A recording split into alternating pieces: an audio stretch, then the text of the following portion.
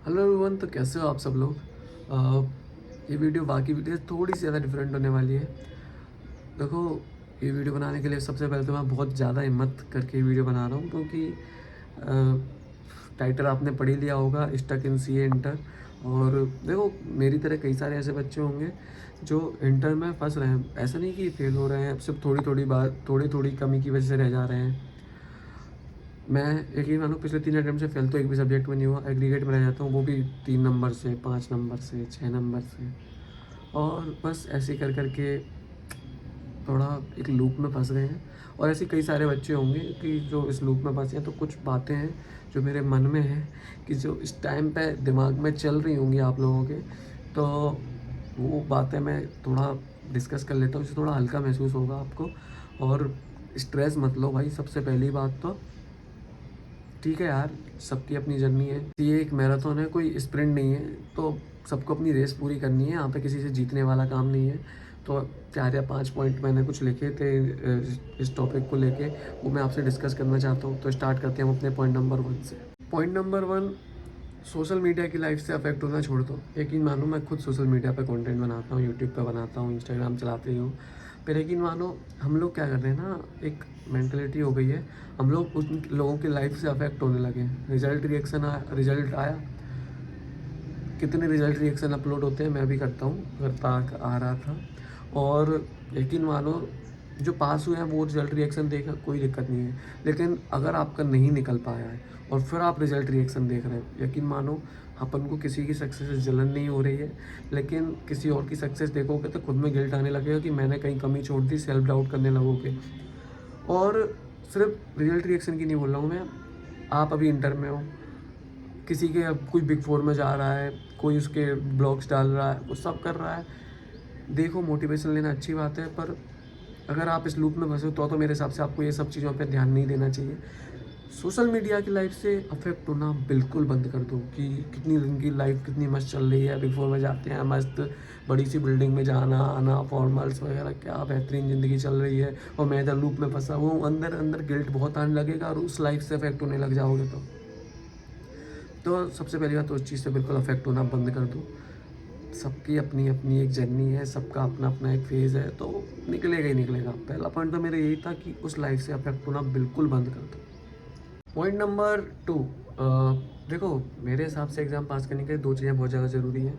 और वो है, पहला मल्टीपल रिवीजन, जो कि हम लोग करते आ रहे हैं। मतलब हम रीड मारते रहते हैं, एक चैप्टर को 4 बार 2 बार रीड कर लिया, 3 बार रीड कर लिया, वो हम करते हैं। और मतलब रिवीजन तो हम ठीक ठाक कर लेते हैं। अगला आ जाता है लॉट ऑफ क्वेश्चन प्रैक्टिस। मतलब अब क्वेश्चन प्रैक्टिस आपको करनी बहुत ज़रूरी है। क्वेश्चन प्रैक्टिस का मेरा मतलब है RTP, MTP, PYQ। आपको बताऊँ, मैंने एक शिद्दत से मैंने RTP MTP लगाया है, बस लिमिटेड लगाता था हर बार।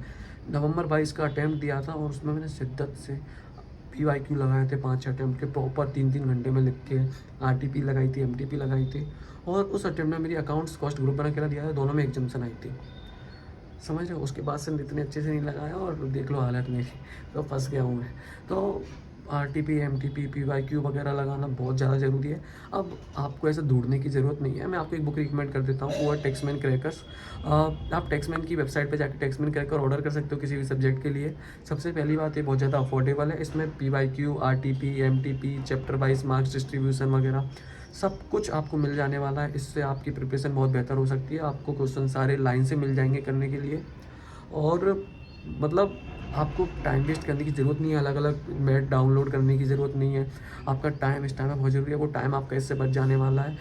एग्जाम ट्रेंड एनालिसिस आपको मिल जाने वाला है। और साथ ही साथ अगर आपको किसी के वीडियो लेक्चर्स भी लेने हैं, चाहे किसी का फास्ट ट्रैक बैच लेना है, चाहे किसी का रेगुलर बैच लेना है, किसी का लाइव लेना है, रिकॉर्डेड लेना है, आपको कैसे भी किसी के भी वीडियो लेक्चर्स परचेज करने हैं आपको लगता है आपकी प्रिपरेशन में या आपको इनके फास्ट ट्रैक बैच लेने की ज़रूरत है, तो आप वो सब भी टेक्समैन से परचेज़ कर सकते हैं। अगर आप कोई सी भी बुक्स परचेज़ करने जा रहे हैं, टेक्समैन क्रैकर मेरे हिसाब से तो आपको लेनी ही चाहिए। अगर आप परचेज़ करने जा रहे हैं तो अपने भाई का कोड YES10 का यूज़ कर लीजिएगा, इससे आपको एक अच्छा अमाउंट का डिस्काउंट मिल जाएगा।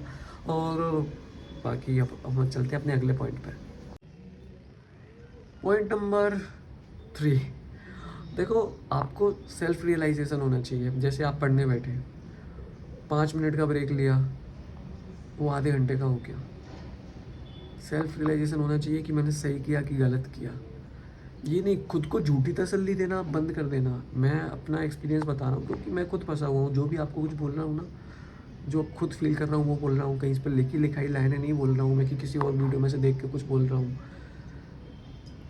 सर खुद से पूछना, क्या मैं कुछ भी कर रहा हूँ ना, जैसे आपका पढ़ने का टाइम है, आपको पढ़ना चाहिए उस टाइम पे आपने चल यार माइंड फ्रेश कर लेता हूँ, 1 घंटे घुमाता हूँ, कि आपका माइंड थका ही नहीं रहता कि आप उसको 1 घंटे के लिए आप रेस्ट ले लो। तो कुछ भी करो ना, खुद से सवाल पूछना अंदर से। यकीन मानो, खुद से सवाल पूछोगे ना तो सही गलत किसी से आपको सलाह लेने की ज़रूरत नहीं पड़ेगी। आपका मन ही आपको बता देगा क्या सही है क्या गलत है।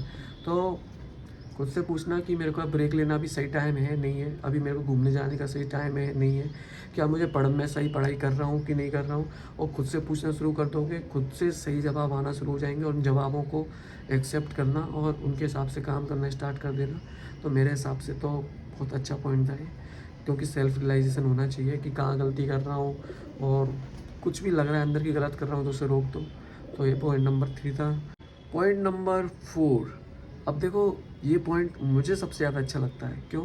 क्योंकि अब जो लूप में फंसे हैं ना ये सी इंटर के, या आप जिस भी लूप में हो, हाफ इंटर फाइनल जो भी, मेरे को नहीं पता, पर आप लूप में फंसो ना, अब आपके अंदर एक डाउट, सेल्फ डाउट खुद को लेकर तो आ ही रहा है, पर एक और आ रहा है कि यार मैं फेल हो रहा हूँ, सामने वाले पास हो गए, मेरे बारे में क्या सोच रहे होंगे कि इनसे 2 सब्जेक्ट नहीं निकल रहा है, इनसे ग्रुप नहीं निकल रहा।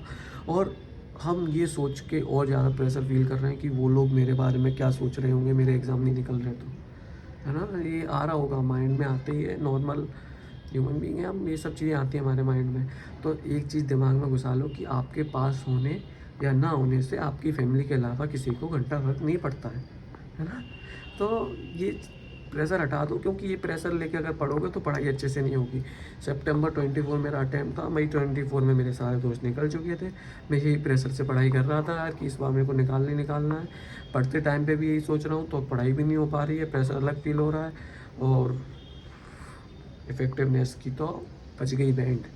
तो यही चीज़ है कि प्रेशर फील मत करो। आपको किसी को कोई कुछ भी प्रूव करने की ज़रूरत नहीं है। आप पढ़ते टाइम पे सिर्फ आपके माँ बाप की क्या रिजल्ट रिएक्शन होगा जब आप पास होगे, वो चीज़ सोचना और पढ़ाई में जुट जाना। किसी और के बारे में मत सोचना कि मैं पास हो कि मेरे को इसको दिखाना है, मैं फेल हो रहा हूँ, मैं इसको मुँह कैसे दिखाऊंगा, अगला अटैम्प्ट नहीं लगा तो इन लोगों को कैसे फेस करूँगा। ये सब चीज़ें दिमाग में बिल्कुल मत आने देना, बिल्कुल भी मत आने देना, वरना पढ़ाई नहीं होगी। पॉइंट नंबर 5, पेपर पेन लो, खुद की गलतियाँ लिखो, जो आपने लास्ट अटैम्प्ट में आपको लगा हो कि यार ये गड़बड़ मेरे से एग्ज़ाम में हो गई थी।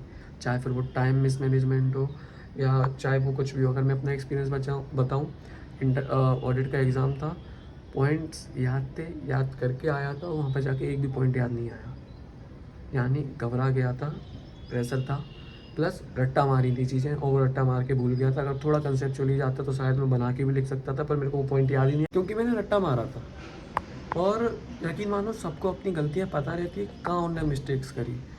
मेरे को उस टाइम पे इतना गिल्ट आ रहा था ना ऑडिट के एग्ज़ाम में यार, कि मैं कुछ नंबर से फेल हुआ, अगर मुझे वो आंसर याद आ जाता और शायद वो पॉइंट्स में लिख देता तो मैं पास हो जाता। ये बाद में गिल्ट आएगा, इससे अच्छा अभी अपनी गलतियाँ लिखो। और गलतियाँ मैं बोल रहा हूँ, इसका मतलब ये नहीं कि आप स्ट्रेटेजी वीडियोस देखने लग जाओ और 10-10, 15 मिनट, 20-20 मिनट की आप 10 स्ट्रेटेजी वीडियो देख डालो।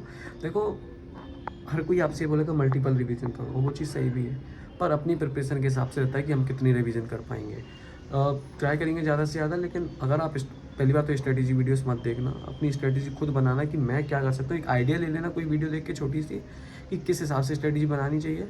क्योंकि दूसरों की स्ट्रेटेजी वीडियो देखोगे, वो आपको बता देंगे कि आपको इतने दिन में ये सब्जेक्ट रिवाइज़ करना है, इतने आपके 5 रिवीजन होने चाहिए, और 5 रिवीजन के साथ में आपको इतने मॉक देने चाहिए। और जब खुद पर इसको लागू करने जाओगे ना, तो पता चलेगा कि 5 रिवीजन है तो 2 रिवीजन अच्छे से नहीं हो पा रहे, वो उसमें तो इतने सारे मॉक देने की भी थी, मैं तो 2 मॉक भी नहीं दे पा रहा हूँ।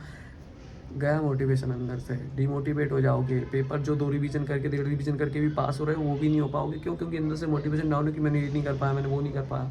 तो अपनी स्ट्रेटेजी खुद बनाओ। आपको इतना रखना ही नहीं है कि आपको इतने रिवीजन करने हैं, उतने रिवीजन करने हैं। आपको लगता है आपकी प्रिपरेशन के हिसाब से 2 रिवीजन सफिशिएंट है, 2 रिवीजन करो, 3 रिवीजन सफिशिएंट है, 3 रिवीजन करो। ऐसे टारगेट्स बनाओ अपने, और मेरे हिसाब से तो यही करना चाहिए।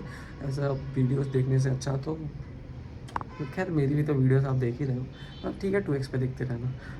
तो यही है मेरे हिसाब से। तो कि अपनी खुद की स्ट्रेटजी बनाना, आपको जो भी अपनी गलतियाँ लगी हो वो गलतियाँ लिखना और उस पे काम करना। तो ये वीडियो पॉइंट नंबर 5 था। आई होप आपको वीडियो अच्छी लगी होगी। ये सारे पॉइंट्स थे, और कुछ भी आपको डाउट रहता है तो मैंने डिस्क्रिप्शन में अपनी इंस्टाग्राम, टेलीग्राम सबकी लिंक रहती है, तो आप मेरे से कभी भी बेझिझक बात कर सकते हो। कोई दिक्कत वाली बात नहीं है, हैवी फील करने वाली बात नहीं है। ठीक है, सबकी अपनी अपनी लाइफ है, कोई देर से सक्सेस मिलती है, किसी को जल्दी सक्सेस मिल जाती है। इसमें इतना सोचने वाली बात नहीं है। तो चल रहने का, पढ़ने का और फोड़ देने का अगले एग्ज़ाम में। Thank you.